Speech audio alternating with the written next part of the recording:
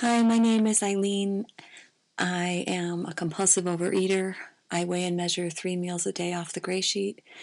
I write them down, call my sponsor, and commit my food. And I don't eat in between no matter what, and abstinence is the most important thing in the world to me. I am so grateful for my abstinence. My first day of abstinence was July 17th, 1995, and I have over 18 years of back-to-back abstinence, which means all that time with no snacks, all that time with no cheating, just doing this one meal at a time, one day at a time, no matter what. I'm here to tell you a little bit about what it used to be like, what happened, and what it's like now. What it used to be like was, as far as I can remember when I was a kid, I just loved food. Food was my savior. Food was my friend. I preferred sugar and carbohydrates to anything else that was on the table. I preferred grazing to eating 3 meals a day or more. I was often known as a picky eater in my family because I didn't like vegetables and I didn't like a lot of things that were served for dinner. I mostly wanted to go down to the corner store and buy candy and other stuff that was considered snack food or dessert food, and left to my own devices, that's all I would do. My dad used to run the bingo game at church, and he would get these sugar packets for coffee in 5, 10, 15-pound boxes.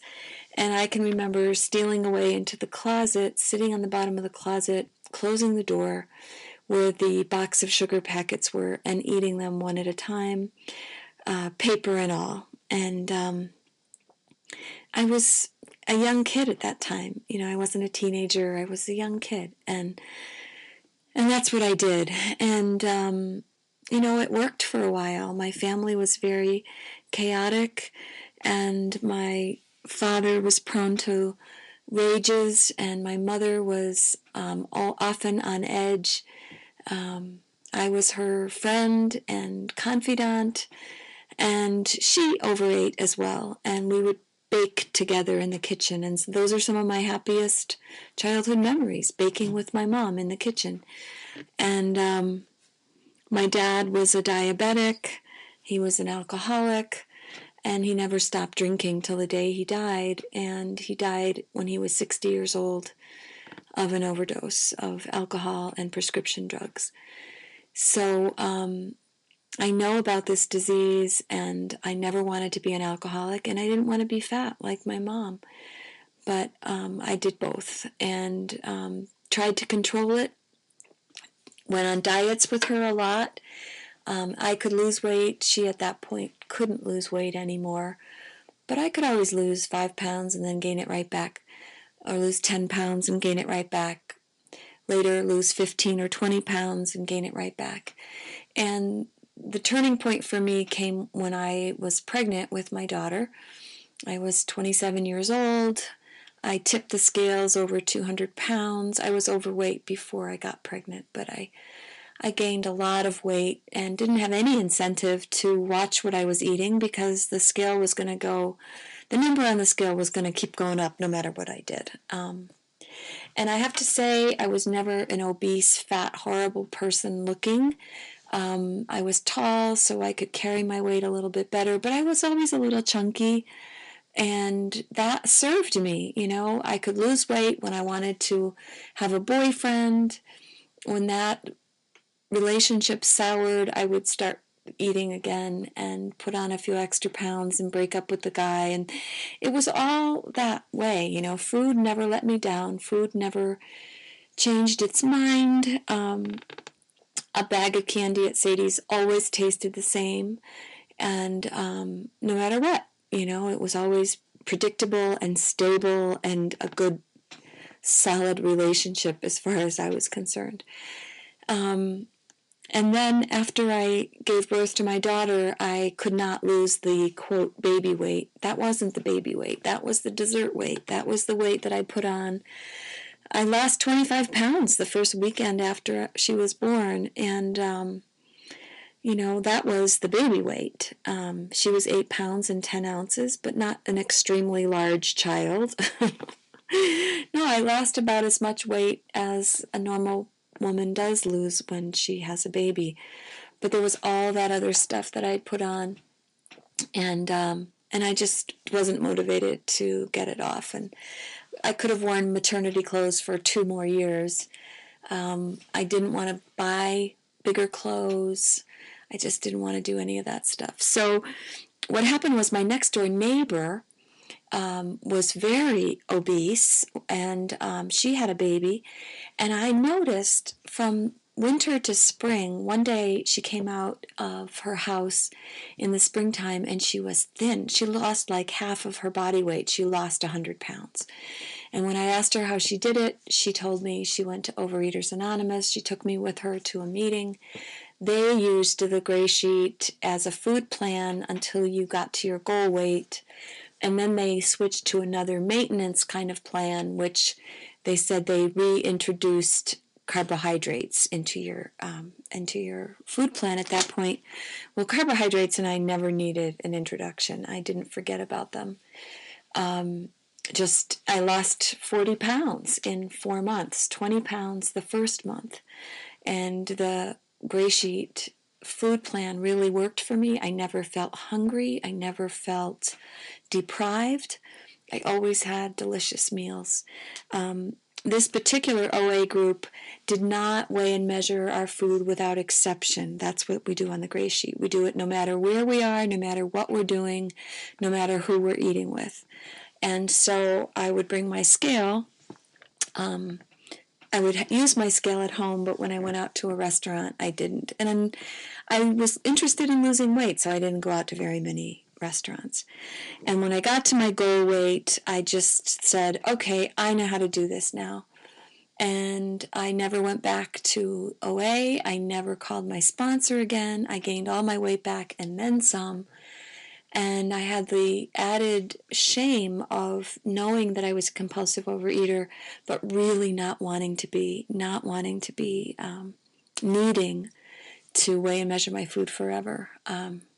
So whenever I saw anybody that I used to know at meetings, I would pretend I didn't see them. I would be immediately ashamed. So I avoided people that I knew from OA, and that didn't work for me either. And finally, I hit my bottom, and I don't exactly remember why or how. All I know is I walked into a meeting of GreySheeters Anonymous in Cambridge, Massachusetts. I cried listening to all the qualifications. I got myself a sponsor, and I've been abstinent ever since. I've weighed and measured my food at weddings, on trips to Europe. I have weighed and measured my food everywhere and all the time, 3 meals a day for the last 18 and a half years, and I am so grateful for it because it's given me a life second to none. And I can't imagine what it would be like if I didn't weigh and measure my food. What I did is I got myself a sponsor, agreed to call her every morning at the same time, and she and I worked out a food plan for the next day. And she showed me a GreySheet, and she said, I want you to put a check mark next to the food that you like on this sheet of paper. And so that's what I did. And she said, I want you to ignore all the other food. This is not about the diet. This is not about squeaking along, eating the worst food in the world, so that when you get to your goal weight, then you can go on an eating binge and spree and eat all the food you've been longing for all this time. And I really need to say that if I didn't like my food every day, I could never have done this for 18 and a half years. I love food. I still love food. I still enjoy my meals. My meals are still a bright spot, 3 bright spots in my day. And no matter how bad a day it is, and no matter how good a day it is, I need to stop and have my 3 weighed and measured meals. And that allows me to have life in between my meals. It allows me to actually enjoy conversation at the dinner table. It allows me to get to know people and pursue other interests in my life. I've done a million things in abstinence. I got married in abstinence. I weighed and measured my food at my wedding. Let's see, what else have I done in abstinence?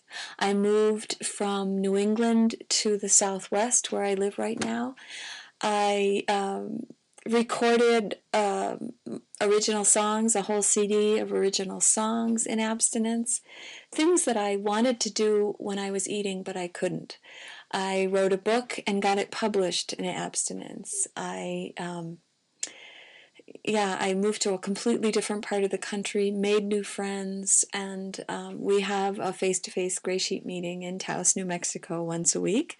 There's only one other continual member, but we share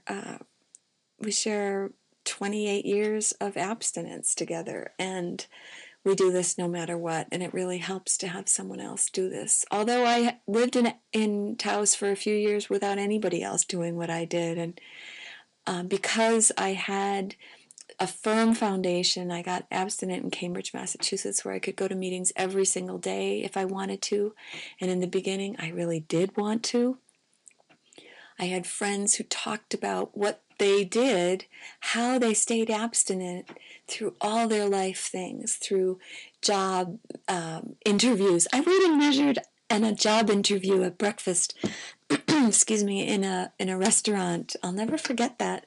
Nobody else even noticed what I was doing, but I did. I weighed and measured breakfast, and I got the job. I have weighed and measured at other people's weddings. I remember sitting at one of those big round tables where, there may have been 12 people at this table at a wedding, and it was almost a first date with this guy. And I brought my food with me in my bag, backup food, so that I'd have what I needed. And somebody saw me spooning some vegetables onto my plate. And from across the the big, wide, circular table, she said, "You brought your own food to a wedding?" And I said, "Yeah, that's what I do. This is what I do." I don't explain myself anymore, although in the beginning I felt like everyone who witnessed me weighing and measuring my food deserved an explanation, and I felt that I was required to explain myself to people. I don't believe that anymore. Most people don't care. They might be interested, from a curiosity standpoint. The people that ask me lots of questions usually have food as an issue in their life, one way or the other. And now, when people do that, when I'm trying to eat and enjoy my meal, I just say to them, I find this conversation kind of boring, and I like to enjoy my food, but I would be happy to talk to you about it any other time. So I'll give you my number if you want to call me. You know what? They never do. Most people just want to know enough about the GreySheet so they get to the point where they say, "Oh, I couldn't do that. That's not for me." But if you are as sick a compulsive eater as I was, if you are as ashamed of your body as I was, ashamed to buy bigger clothes, to go out in public, to be seen the way that I was so depressed, and I really went straight to hopelessness when I was eating. I just didn't have enough time in between my grazing to even know what it was like to be hungry, or to know what it was like not to be disgusted with myself for what I was eating. I would try to control it, get to the point where I realized I can't control this. I can never control this. And then feel like, I might as well be 80 years old because I don't want to go out of the house. I can't even control my own food. How can I do anything worthwhile in life? And that's really how I felt. Nobody knew that around me because I couldn't talk about it with anyone. I had so much shame. I kept this all to myself. So for me, being able to weigh and measure my food go to the grocery store, avoid the middle aisles almost entirely, and just get the things in the produce aisle that I like, and the meat aisle that I like, and the spices, and the coffee, and, my favorite dairy, and then just go home and have an abundance of beautiful food to eat. I mean, I actually have lots of food on my plate at every meal, which surprises a lot of people. Sometimes they look at my food and they think I'm a vegetarian, and then I show them my protein, or they think that I'm on a diet, and I say, well, I don't know, I've been doing this for 18 and a half years. I don't think there's a diet that usually lasts that long. This is just what I do. And I try to be good-natured about it. And if people are mean about it, I don't even respond. I may demur slowly or, easily with just yeah, this is what I do. Yeah, I always do this. Yep, this is what I do. Yeah, I do this. I like doing this. I like this. So I give myself permission to eat the same breakfast every day if I feel like it, the same lunch, the same dinner. I don't care. A lot of people are in a rut eating the same food week in and week out, and sometimes I feel like changing, and sometimes I like what I eat, and I can eat it for a long time. And it's nobody's business but my own. The first thing I said to my husband when we met many years ago now, when he wanted to take me out to lunch, I said, how about coffee? Coffee's easy. And he said, well, you have to eat lunch, don't you? I said, yeah.